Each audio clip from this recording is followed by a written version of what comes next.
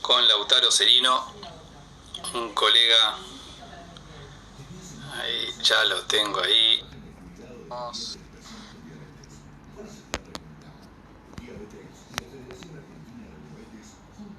A ver si se va conectando. Muy buenas, ahí estamos. ¿Qué hace Lautaro?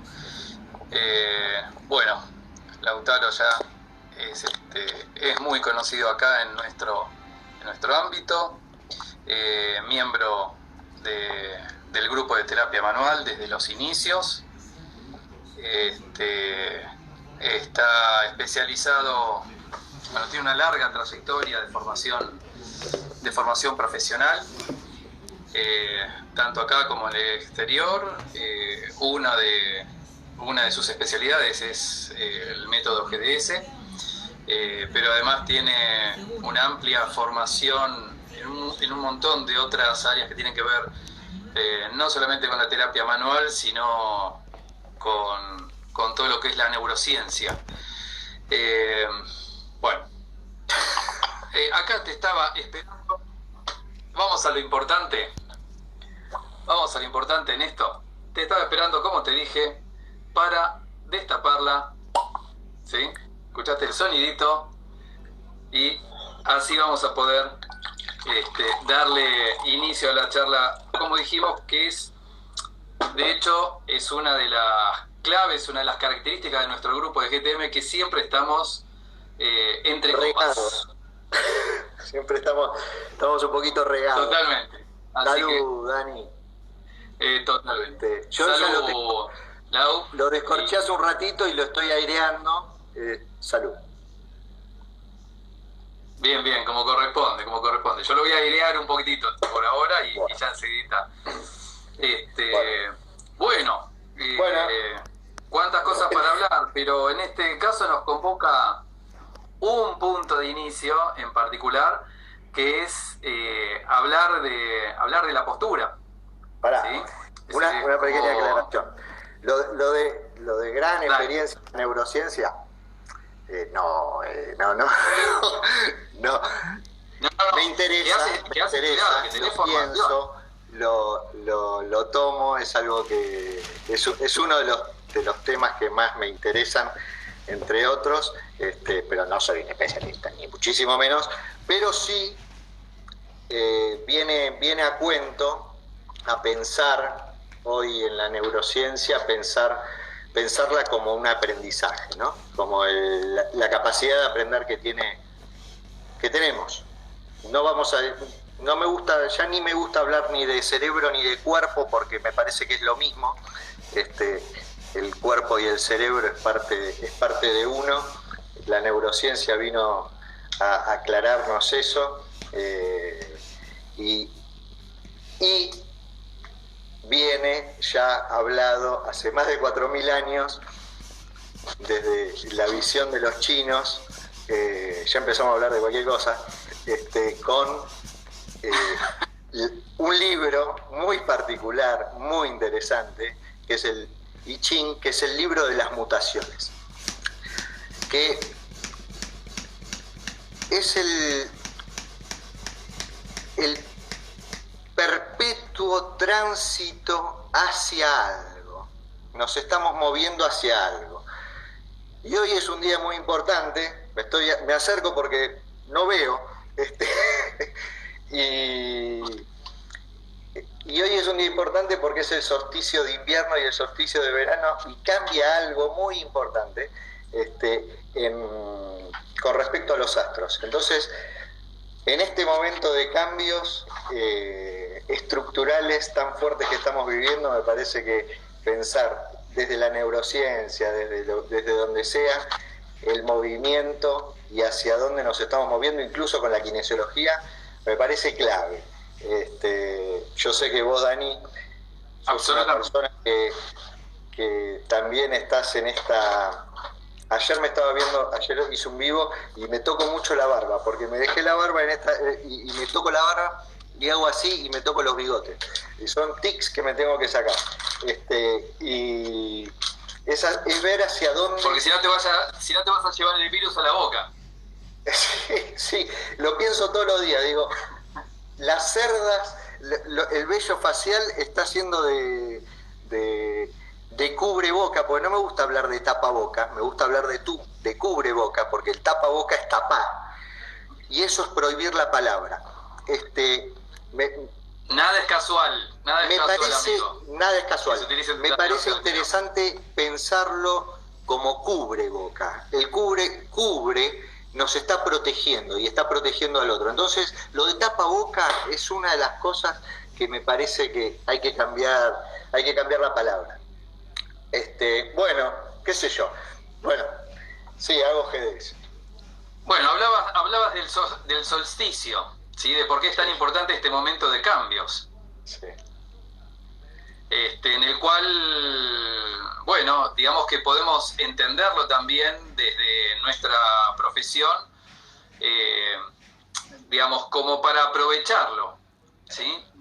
Yo siempre digo, digamos, hay una frase que se utiliza mucho, y ahora vos decías eso y ahora yo me toco la barba, ¿no?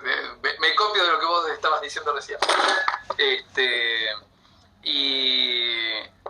Y el tema, digamos, hay algo que se utiliza mucho, que es decir, que las cosas pasan por algo, ¿sí? Y en realidad yo no creo que las cosas pasen por algo. Yo creo que cosas pasan siempre están pasando cosas. Entonces, si siempre están pasando cosas, lo que está pasando en este momento, para mí la clave es qué es lo que hacemos nosotros con lo que pasa. Entonces, ¿qué hacemos con lo que pasa? Y si en este momento estamos en un momento de cambio, ¿sí? Entonces, ¿qué hacemos nosotros o qué podemos hacer para aprovechar este momento de cambio? ¿Sí? Entonces, si estamos en este solsticio, ¿sí? Como decís vos, en este momento de cambio, bueno, ¿qué podemos hacer? ¿Cómo lo podemos aprovechar? Y ya que estamos hablando nosotros desde nuestra profesión, ¿sí? ¿Qué podemos hacer para aprovechar este momento de cambio que es tan importante lo que se está generando, ¿sí? Dentro de, bueno, a nivel general, con todos los conocimientos? Bueno, ¿cómo lo aprovechamos? ¿Cómo lo aprovechamos, Lau? Me parece que primero, el otro día escuchaba una charla de Tonucci. Tonucci es un pedagogo italiano muy interesante, y hablaba de una frase de Einstein que decía: las crisis vienen a decirnos todo lo que no estábamos haciendo bien. Es interesante. Todo este tiempo, estos 94 días, creo que tuvimos tiempo todos para pensar un poco qué es lo que queremos hacer, qué es lo que queremos dejar de hacer.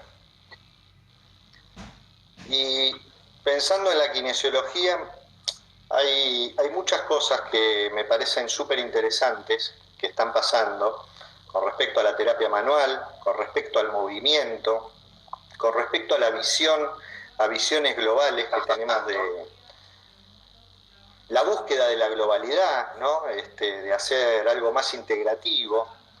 Y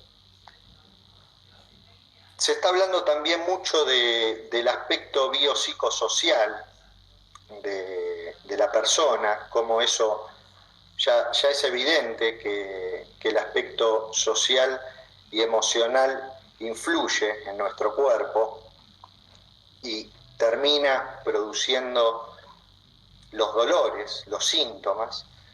Y me parece que también está bueno pensar el cuerpo de otra manera, ¿no? Pensar a la persona de otra manera, pensar a la persona como ese aprendizaje y pensar a los síntomas también de otra manera. A mí me gusta mucho la psicología, me gusta, además de la neurociencia, me gusta la psicología. Trabajo en un centro de estimulación con psicoanalistas, me gusta lo que es cómo se va dando el proceso de aprendizaje desde que somos chiquitos. Bueno, el martes voy a dar una charla de esto con Bordoli. Con Pablo Bordoli. Sí, que también está en Hurlingham. Yo estoy en Hurlingham y él también, entonces vamos a charlar un poco de lo que estamos haciendo ahí en el municipio. Pero Me parece que es interesante pensar el cuerpo, cómo se va desarrollando, cómo nos vamos armando, cómo se va armando nuestra corporalidad, nuestra vivencia somática, nuestra vivencia del cuerpo. Y luego nosotros como kinesiólogos en consultorios externos recibimos pacientes con síntomas, con una historia.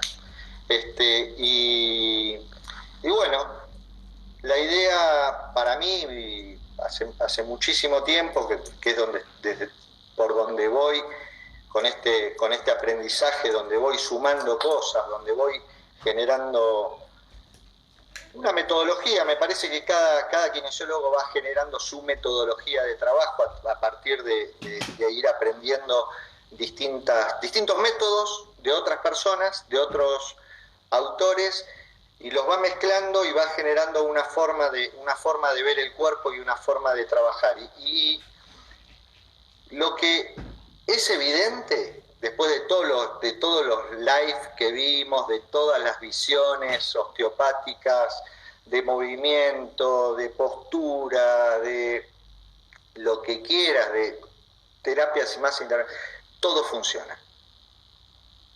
Todo tiene su razón de ser.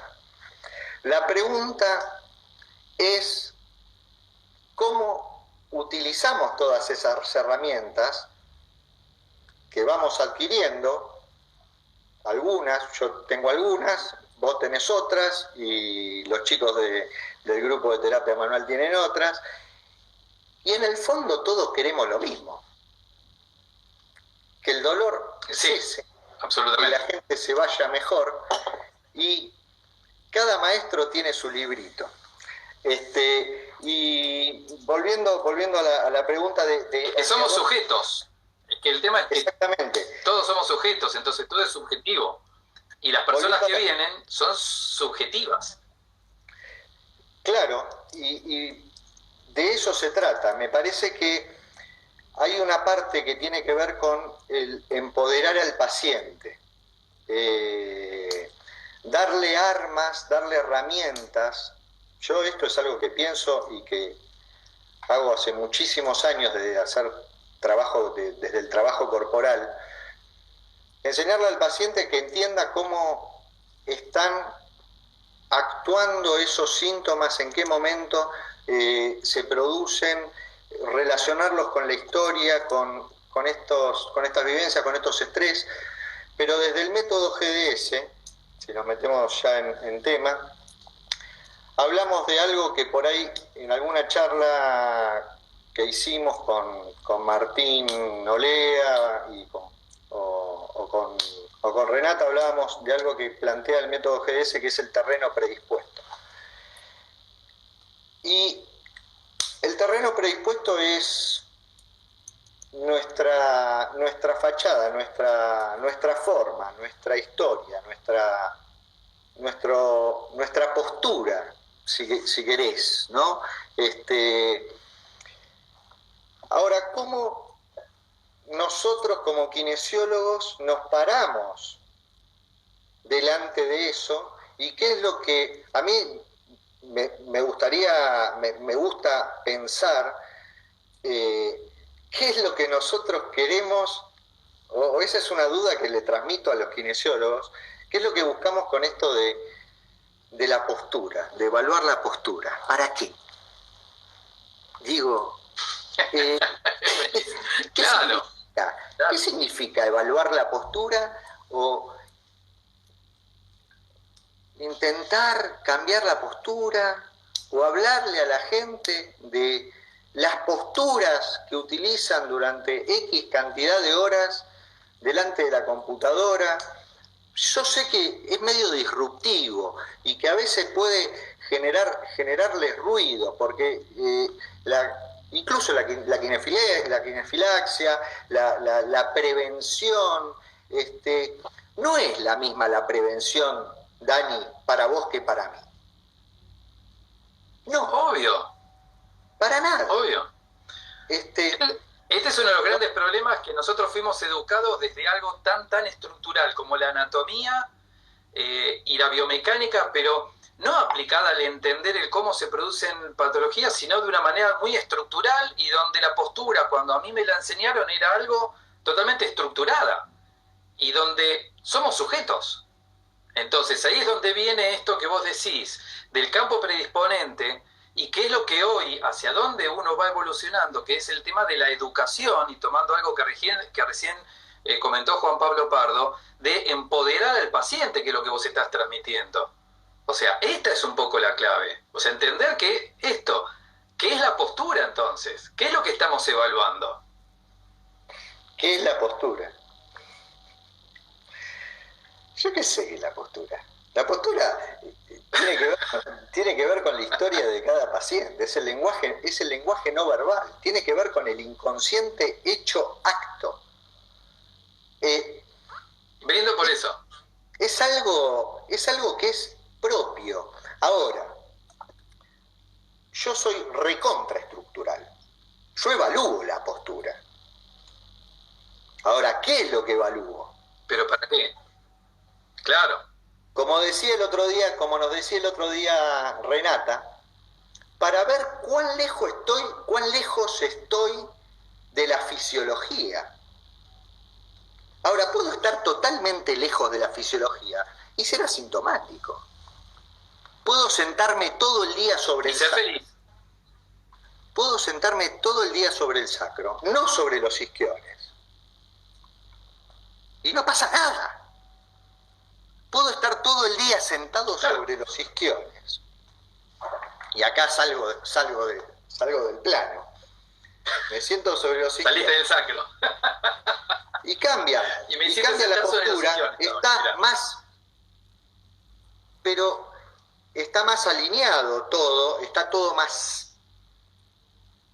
alineada la cabeza con el tórax, con la pelvis, no sé cuánto, pero también está hecho a expensas de ciertos encadenamientos musculares que hay que ver cómo se vive, cómo lo vive cada uno. Entonces, la postura, para mí no. El método GS plantea algo, Gottlieb Dennis-Stroy plantea algo, que todos tenemos un terreno predispuesto, hay distintos biotipos, morfotipos, arquetipos que se repiten, que vienen a ser un potencial genético. Potencial genético. Que eso se ve... Muy bueno ese concepto para arrancar, es excelente. Un potencial genético. Pero ese potencial genético está grabado en ciertos huesos. En el sacro, en el esternón y en el occipital. Ahí está grabado el potencial genético de las personas. Potencial genético. De nuevo, en el sacro. En el esternón y en el occipital. Porque estas son las cositas que tienen que quedar. Sacro, occipital y esternón. Bueno, eso me da una posibilidad, un potencial, un vacío a llenar. Ahora, volvemos a la neurociencia y vamos a hablar de la epigenética, o sea, lo adquirido. Lo adquirido son los hábitos, son cómo utilizo mi cuerpo. Entonces, a veces, esa epigenética está de acuerdo con ese potencial genético. Entonces, va a estar bien vivido ese aprendizaje y esa vivencia y ese lenguaje corporal. Entonces, el cuerpo va a vivir feliz y tranquilo. Tengamos en cuenta que nosotros como kinesiólogos no atendemos a los 45 millones de habitantes de la República Argentina. Nosotros atendemos a un porcentaje de pacientes. Chiquititos.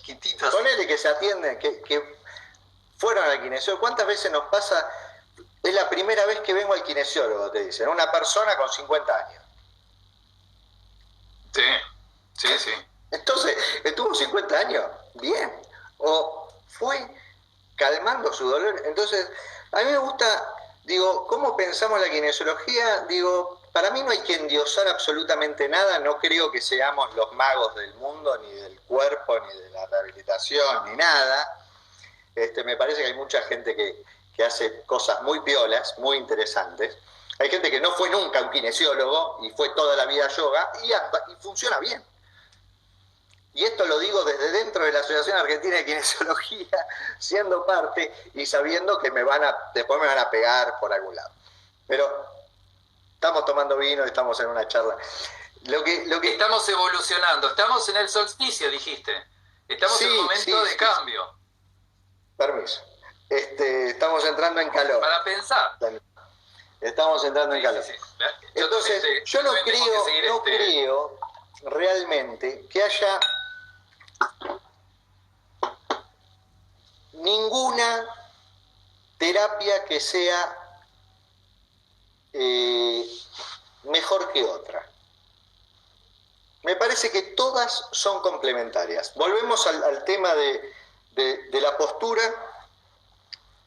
del potencial genético y de lo adquirido. Entonces, la forma de nuestro cuerpo, lo que está haciendo es contar una historia, contar la historia de nuestra vida. Yo hace unos años,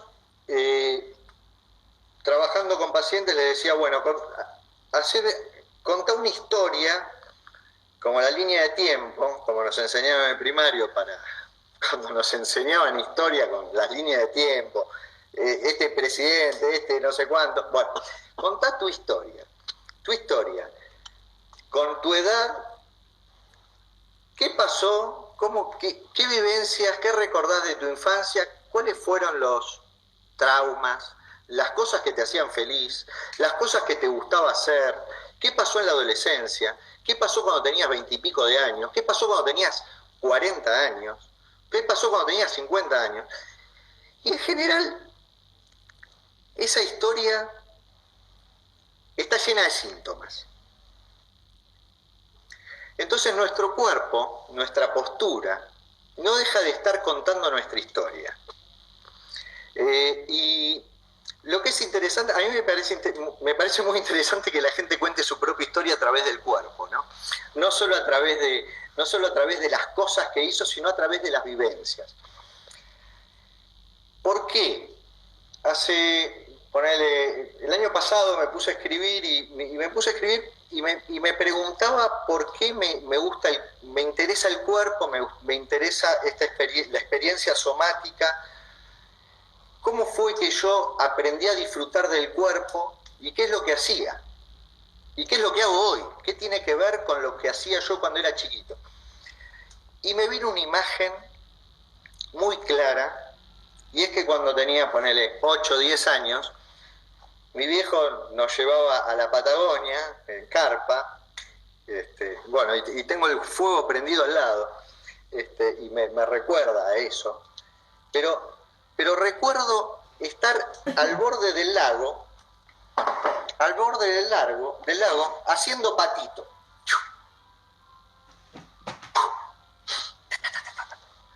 Entonces, yo hoy pienso, digo, mi historia, ¿no? Del cuerpo y de mis vivencias. Yo jugaba al rugby y jugaba al fútbol y ahora juego al golf.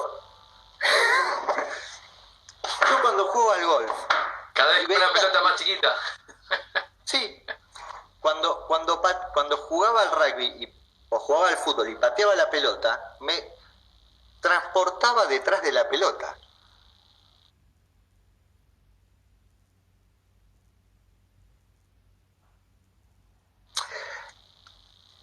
Cuando jugaba al rugby, que jugaba de apertura y pateaba los palos, tenía esa misma sensación de la piedra. Y ahora que juego al golf, es la misma sensación, es una sensación de placer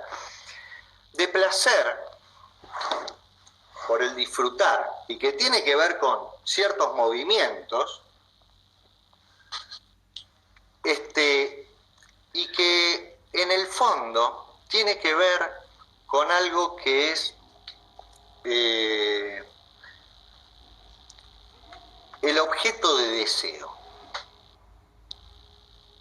Ir detrás de eso es lo que me mueve.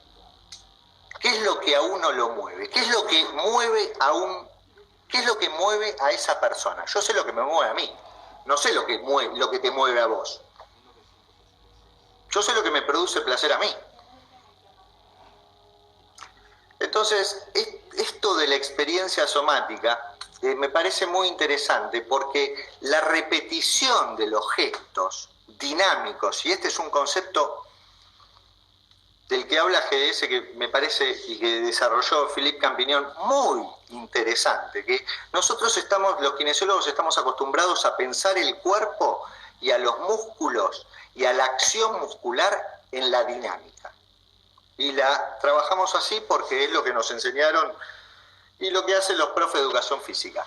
Pero cuando vamos a evaluar la postura, nosotros estamos evaluando la estática de esa persona. Entonces lo que vamos a evaluar, lo que vamos a ver, es la suma de esos movimientos repetitivos que terminan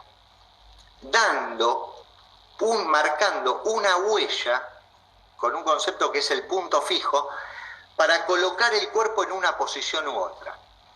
Entonces, cuando evaluamos la postura estamos viendo un montón de cosas. No estamos diciendo... A mí me pone muy nervioso, cuando viene el paciente y me dice, tengo mala postura. Yo, la verdad, me da ganas de ponerme a hablar con él. A mí me dijo el kinesiólogo que tengo mala postura. Me dijo el médico que tengo mala postura. Me dijo mi mamá que me pare derecho. Me dijo, vienen los chicos adolescentes y te dicen, ¿y por qué venir? Para hacer reeducación postural. Pero si tenés 14 años, estás creciendo, creciste 10 centímetros, el hueso creció así y el músculo y la fascia todavía está retraída. Se está moldeando todo eso y encima viene alguien de afuera tomando poder, como los kinesiólogos, me parecen unos asesinos del cuerpo y del concepto de salud psicofísica, diciéndoles tenés mala postura. Me vuelvo loco. No puedo creer. Porque no hay mala postura. Porque es lo mismo que decirle a alguien estás mal y está mal lo que estás haciendo. No puede ser así. No, me niego absolutamente a que los kinesiólogos sigan diciéndole a los pacientes que tienen mala postura y que se la van a cambiar. No. Porque la postura va a cambiar, va a ir cambiando, en el adolescente se va a ir modificando de a poco con el aprendizaje y con la experiencia. Entonces, volviendo a la pregunta, ¿qué estamos haciendo los kinesiólogos en este momento de qué es lo que tenemos que pensar? Me parece que tenemos que pensar un montón de cosas. Tenemos que replantearnos un montón de cosas. Sobre todo, ¿qué mirada tenemos de ese dolor y del paciente que está detrás de ese dolor? O de esa persona que tiene un síntoma, mejor dicho. Entonces, gimnasias hay de todos los colores. Todo sirve. Déjame meterte un bocadillo. Es muy probable que esa madre o padre que le dijo que tenía una mala postura fue el mismo que para que no se ensucie las manos no lo dejaba gatear. Lo tenía en un corralito o en un andador y que inmediatamente cuando se paró le puso zapatillitas, con lo cual le anuló todos los receptores de la planta del pie. Y entonces después hay un montón de factores que te genera un buen movimiento, un buen deslizamiento, una buena disposición de todas las estructuras del cuerpo que no las tenés. Y entonces esas cosas que te fueron marcando desde chico hacen que vos obviamente estés rígido, te escapes por donde puedas escapar. Entonces ahí es donde justamente lo que vos estabas diciendo de evaluar la postura, es tratar de entender qué es lo que le pasa a esa persona, desde dónde viene la historia de esa persona, qué es lo que te viene a contar. Mira, historias hay tantas como personas. Exacto. Esto. ¿Cómo podemos pensar en un plan de ejercicios para dos personas distintas? Mira, Dani, Imposible.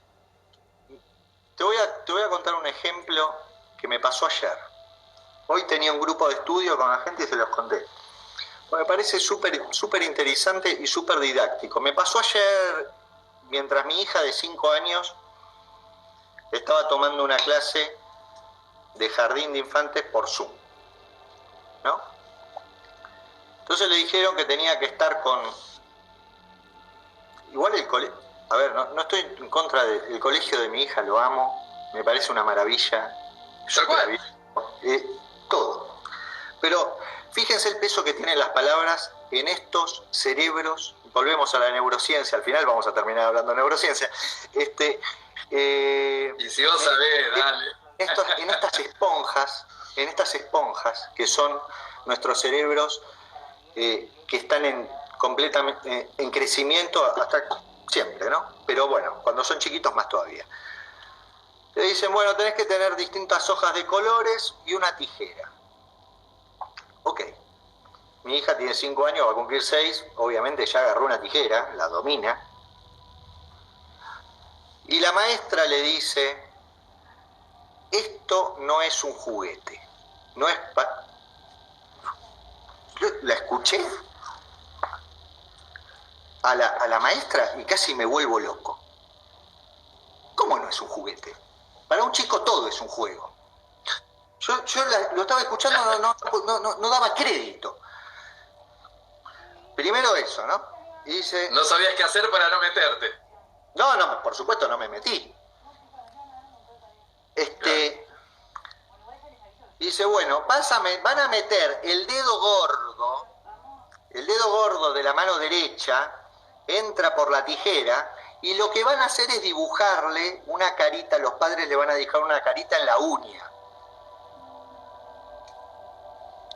Entonces los chicos van a cortar permanentemente viéndose la uña. Ahí le acaban de romper un patrón motor. Porque ella sabe cortar. Sabe perfecto. No solo sabe, cualquier chico de 5 años sabe usar una tijera. Pero ya le decían, hacelo con el dedo duro. Todo eso produce una tensión en la eminencia tenar que termina subiendo al codo, que sube al hombro por toda la cadena anterolateral y le genera una tensión en el cuello. Entonces, por no hablar de la palabra mágica que fue, la tijera no es un juguete. Y ahí está el problema. Porque es que ahí aparte, sí. Digo, lo que quiero decir, no voy a satanizar a una maestra que solo estaba pensando en la seguridad de los chicos y me parece bien. Es un ejemplo de que nosotros por ahí le decimos al paciente, tenés que, a veces me pasa viendo a los deportistas, la técnica de carrera, ¿no? Un tipo de 20 años le están cambiando la técnica de carrera. Se creen los profes o los kinesiólogos que le van a cambiar la técnica de carrera a una persona de 20 años. Olvídate. Lo que no aprendió, la coordinación motriz se aprende antes. Es muy anterior. Es cuando somos chiquititos. Entonces, en el fondo, nuestro cuerpo es una continuación de todo ese aprendizaje y de todo ese juego que termina haciendo que un gesto sea bonito o no. Hay 2 ejemplos paradigmáticos en el tenis. Roger Federer y Rafa Nadal. Roger Federer es soltar todo, no hay ningún esfuerzo, es un bailarín ahí arriba de la pista. Es maravilloso. Sí, sí, lo ves y parece que ni transpira. Ustedes piensen que Rafa Nadal es diestro para escribir y juega con la zurda. Porque desde chiquitito le dijeron que si jugaba con la zurda, como actúa más la cadena anterolateral, la pelota va a salir con más top spin, entonces va a picar más bajo. Es interesantísimo. Bueno, son los dos ejemplos. Es decir, el movimiento justo, armado, grácil y del juego, de la libertad, y el movimiento controlado. Efectivos son los dos. A mí, pero todos decimos que el mejor tenista de la historia es Roger Federer. Y a todos nos gusta ver a Roger Federer. Porque vuela ahí arriba. El otro es el esfuerzo puro. No es raro que también tenga un montón de seguidores, porque vivimos en un mundo que es muy así, lo cual está buenísimo también, porque es lo que nos lleva al progreso y lo que nos lleva al aprendizaje y lo que nos lleva a superarnos, pero uno está armado con una coraza muscular y fíjense la cantidad de lesiones, busquen en Google cuántas lesiones tuvo Roger y cuántas tuvo Rafa. Uno es mayor que el otro. Seguro tuvo más Rafa. Estoy seguro. Totalmente. Posiblemente vaya a ganar más Rafa. Pero, no sé, me parece muy interesante a mí el tema del movimiento, el gesto y la postura y lo que termina contando la postura. Nosotros lo que hacemos es evaluar esa postura para generar una estrategia de tratamiento de cómo ir abordándolo, a veces con técnicas funcionales, a veces de escucha, miofaciales, a veces con técnicas más estructurales, de puntos reflejos. Depende. No es todo fascia, no es todo liberar la fascia, no es todo cráneo sacra, que funciona, que está buenísimo, no es todo visceral, no es todo estiramientos. Hago un hiperlaxo, ¿lo voy a estirar? No, ¿para qué? Si ya sabe. A ese lo tengo que estructurar, le tengo que dar densidad, le tengo que dar estructura, hueso, base, para que pueda armarse a ese adolescente, que muchas veces no está cortado. Bueno. Déjame rescatar algo de lo que vos estabas diciendo recién, que es la importancia del neurodesarrollo. Porque esto, y anclándolo con esto que estamos diciendo, en este cambio, en esta evolución que tiene nuestra profesión. Por lo menos lo que a mí me pasó cuando estudié psicomotricidad. La psicomotricidad era para la patología. Y en realidad la psicomotricidad, es decir, pensar en el neurodesarrollo, es aplicarlo a cualquier persona que te viene a ver. Y es entender cómo educar también a los padres de cómo jugar y permitirles que jueguen a los chicos libremente. Y entonces desde ahí es donde uno realmente puede empezar a trabajar desde la prevención. Y donde cuando vos haces esa evaluación, estás haciendo en realidad una evaluación estático-dinámica, que en realidad no hay ninguna. Evaluación, no hay nada que sea postura estática, no existe lo estático. No existe la estática en el cuerpo humano.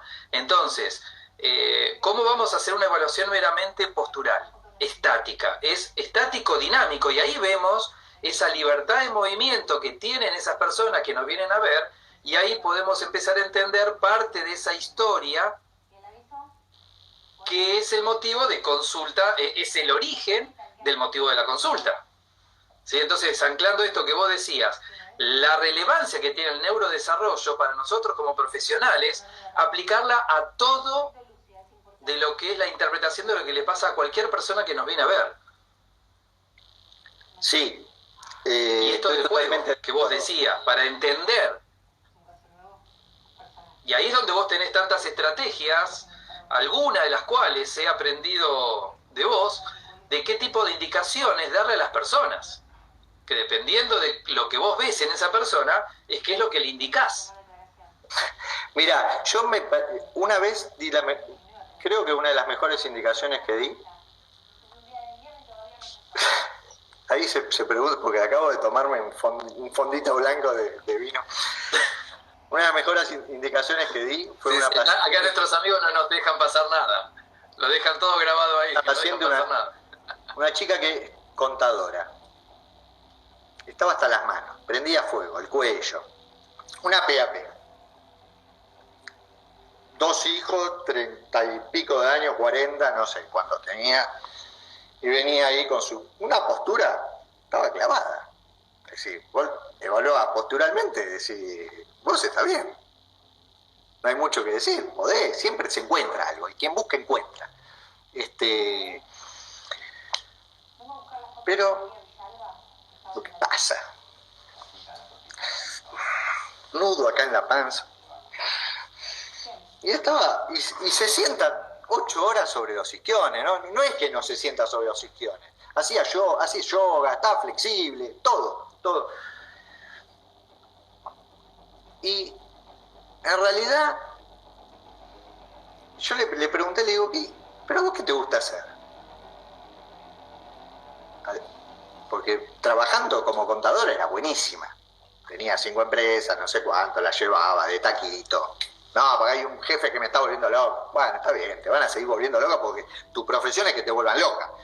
Y tu cualidad es resolver eso. Aceptar y cumplir con eso. O sea, vivís de eso, de esa virtud que tiene, ¿no? Entonces, le digo, ¿pero qué te gusta hacer a vos? Digo, ¿no te gusta? Digo, ¿dónde está tu faceta artística? Le digo, porque para mí la PAP es una cadena, es un grupo muscular, posterior anterior, antero posterior, que tiene que ver con el ritmo, que tiene que ver con la adaptabilidad. Entonces yo le pregunto, le digo, ¿pero qué te gusta hacer? ¿No te gusta bailar? Sí, me gusta bailar, pero bueno, no, me da un poco de vergüenza. Le digo, pero lo típico, bueno, poné música y bailá, qué sé yo, ¿no?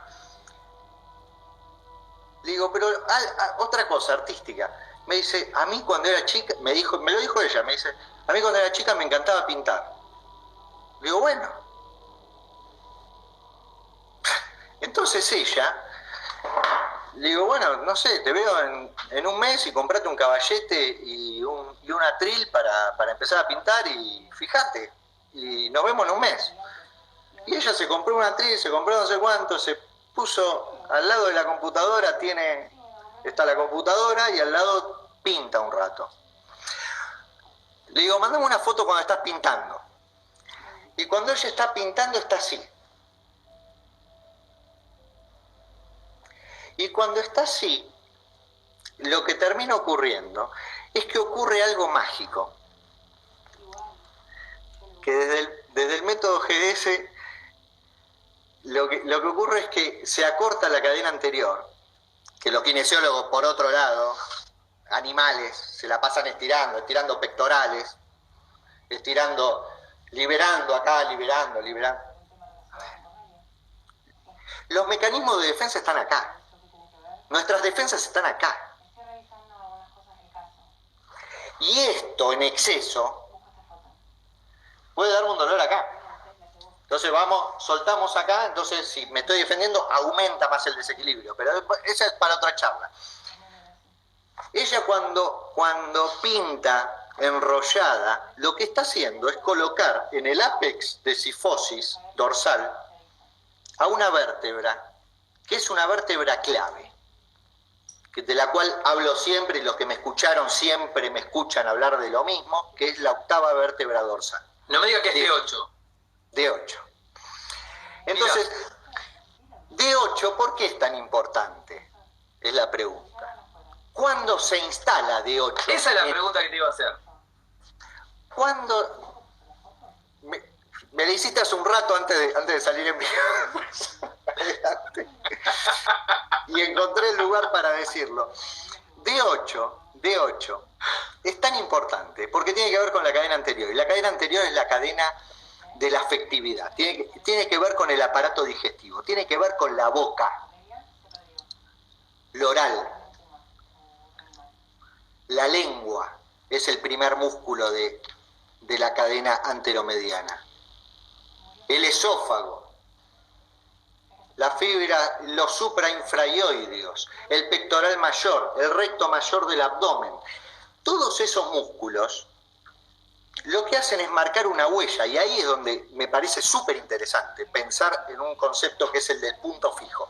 Tomando punto fijo abajo, lo que hacen es colocar a D8 en ápex de cifosis, que todos los osteópatas hablan de D8. Todos. Godelip de Nice-Stroif era un osteópata. Quien desarrolló la parte biomecánica fue Philippe Campignon. Entonces coloca D8. Al colocar D8, lo que termina ocurriendo por encima es que le da la posibilidad a los músculos del cuello,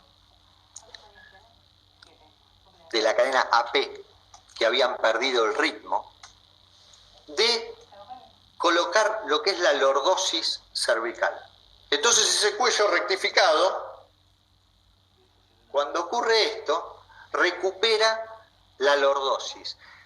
Y yo siempre hablo de lo mismo, cifosis, lordosis, cifosis, lordosis, cifosis, lordosis, se van alternando permanentemente.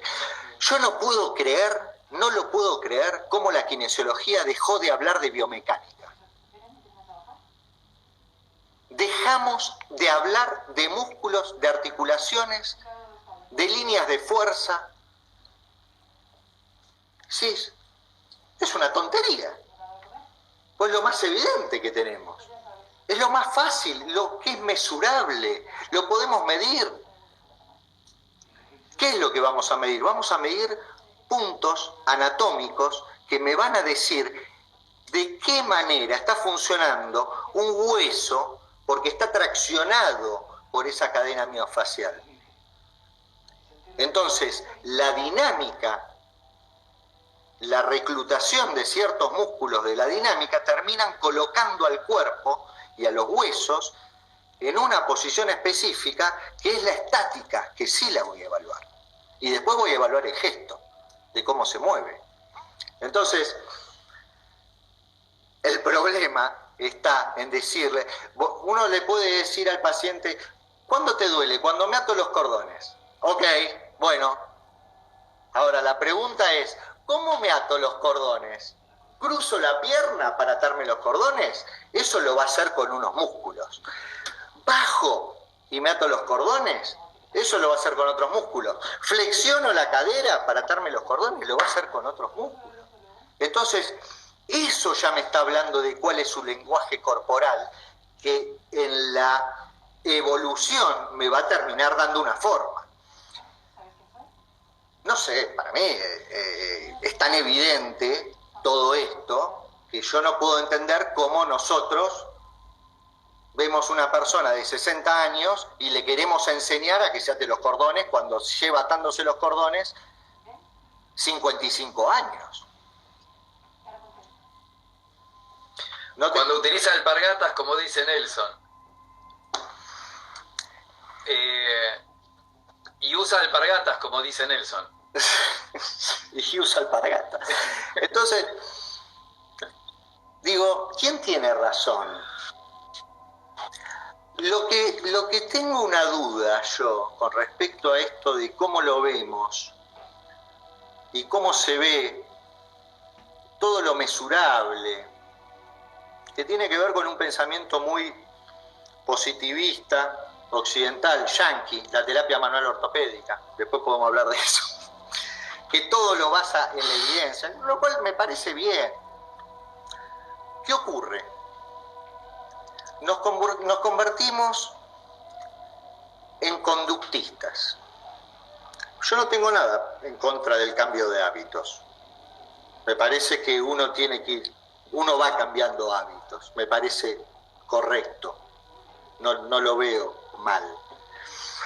A mí hay un concepto del cual también hablaba Godelip de Nice-Stroif, que es el gesto fuente. ¿Qué es el gesto fuente? El gesto fuente es la expresión de esa persona. Es el swing de esa persona. Yo juego al golf y soy un enfermo del swing. Tengo un amigo, el otro día le mandaba a unos amigos kinesiólogos, tengo un amigo que no terminó el secundario y juega al golf conmigo y hace unos análisis biomecánicos del golf mucho mejor que yo. Me dice unas cosas de la biomecánica de mi swing. Yo me considero una persona que entiende la biomecánica. Bastante, digamos, por mi formación. Lo que quiero decir es algo. El tipo entiende el juego. Lo que quiero. ¿A dónde voy? Mi swing es propio. Swing significa soltar. Obviamente, para pegarle bien a la pelota se tienen que unir un montón de cosas para que el palo entre en contacto con la pelota para que vuele en el momento justo. Y para eso, toda la fuerza del cuerpo, desde el dedo gordo del pie hasta el dedo gordo de la mano, tiene que estar unido para generar un torque y una presión y una fuerza que viene desde el pie, espiralada, cosas que no suenan. Y me hablaba de esto, mi amigo. Y no terminó el secundario. Y es un genio. Y me dice, y bueno, fíjate en el dedo gordo del pie, te decía. Yo no lo puedo creer. Me parece, digo, tenemos tantas cosas que aprender. Y hay tantos swings como personas. Entonces vos ves, perdón, cuando te pones a analizar y a seguir un poco, cuando decís el swing, decís, hay tantos swings como jugadores de golf. Y todos le pegan 300 metros. Todos. Los que somos malos le pegamos 200. Pero, o 100, o 50, lo que sea. Pero lo que quiero decir, o yo 2 metros, puedo bueno. el palo por acá arriba, o lo puedo sacar por acá, o lo puedo sacar por acá. El tema es cómo llego a esa pelota, y eso lo voy a hacer dentro de mi estructura y de mi topología, porque vos cuando ves esa persona moverse y después la evaluás, decís, ahí está.